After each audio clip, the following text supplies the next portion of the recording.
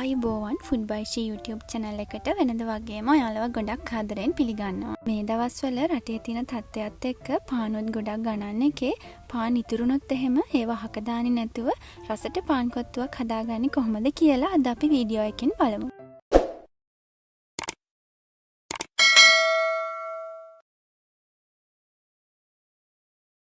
මුලින්ම මම පොට් එකකට තෙල් ටික එකතු කරගෙන ඒ ටික හොඳට රත් වුණාට පස්සේ ඒකට ලූණු, සුදු ලූණු සහ කරපිංචා එකතු කරගෙන ඒ ටික චුට්ටක් රන්වන් පාට වෙනකම් බෙද ගන්නවා.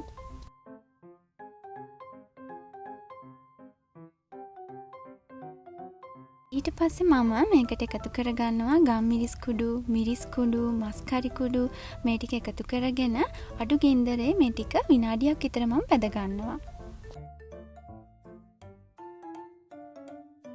මේ ටික හොඳින් බැදුනට පස්සේ දැන් මම මේ වෙලාවේදී මේකට එකතු කරගන්නවා උණු වතුර ටික. උණු වතුර ටික එකතු කරගත්තට පස්සේ මේක ටිකක් හැඳි ගාලා මම අඩු ගින්දරේ මේක තියාගන්නවා විනාඩි 2ක් 3ක් අතර කාලයක්. ඒ අතරෙදි මම මේ කරි එකට රස පදමට ලුණු ටිකත් එකතු කරලා හොඳට කවලම් කරගන්නවා. මම කලින් කෝන්ෆ්ලවර් ටිකකට වතුර ටිකක් දාලා ඒ ටික හොඳට දිය කරගෙන තියාගත්තා. දැන් මම ඒ ටිකත් මේ මිශ්‍රණයට එකතු කරලා මේ මිශ්‍රණය ටිකක් උකු වෙනකන් මේක හැඳි ගාමින් තවත් විනාඩි 2ක් විතර ලිපේ තියාගන්නවා.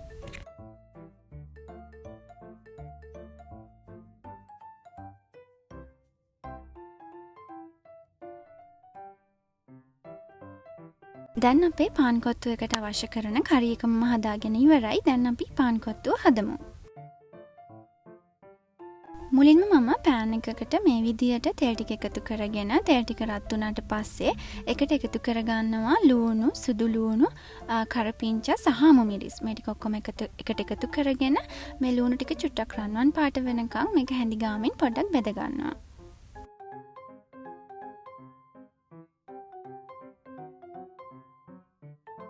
ඊට පස්සේ මම මේකට එකතු කරගන්නවා කපාගත්ත කැරට් ටික මුලින්ම.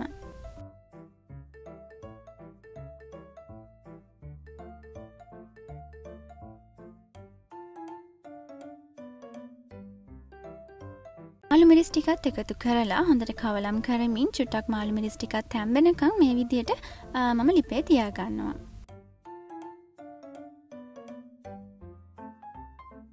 මේ වෙලාවේදී ඔයාලගේ රස අනුව මේකට ලුණු ටිකකුත් එකතු කරගන්න.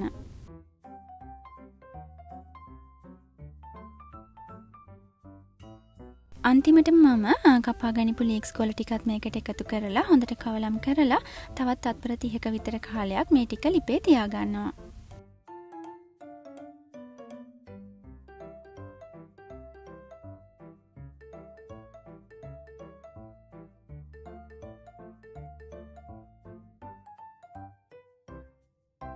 මේක ටිකක් සැරට හදන නිසා මේ වෙලාවේදී මිරිස් කෑලි ටිකකුත් එකතු කරලා නැවතත් හොඳට කවලම් කරගන්නවා. මේ තියෙන්නේ දවසක් පරණ වෙච්ච පාන්. මම මේ ටික කොටු හැඩයට කපාගෙන තියනවා. දැන් මම මේ ටික ඔක්කොම අපි හදාගනිපු මිශ්‍රණයට එකතු කරගෙන හොඳට කවලම් කරගන්නවා.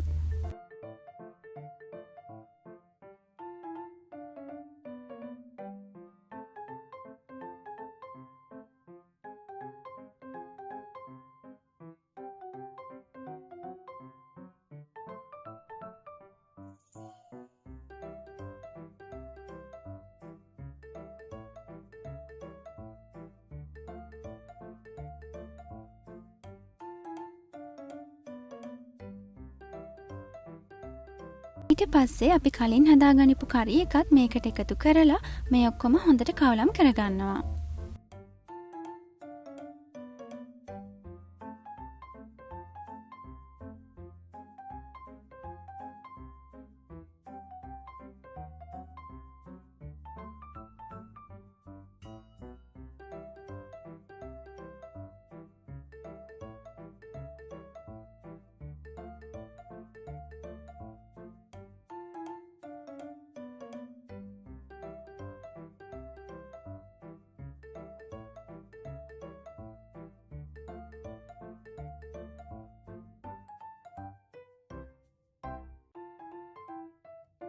ඉතින් ඔන්න ඔය විදිහට තමයි අපි ලේසියෙන්ම ගොඩක් රසට පාන් කොත්තුවක් ඉක්මනින්ම හදාගත්තේ.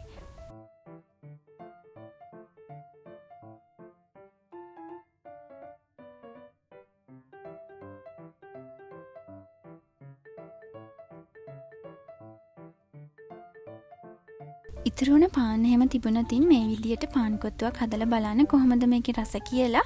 ආයෙත් දවසක මේ වගේ තවත් රසවත් රෙසිපි එකක් අරන් එනකන් ඔයාලා හැමෝටම සුබ දවසක්.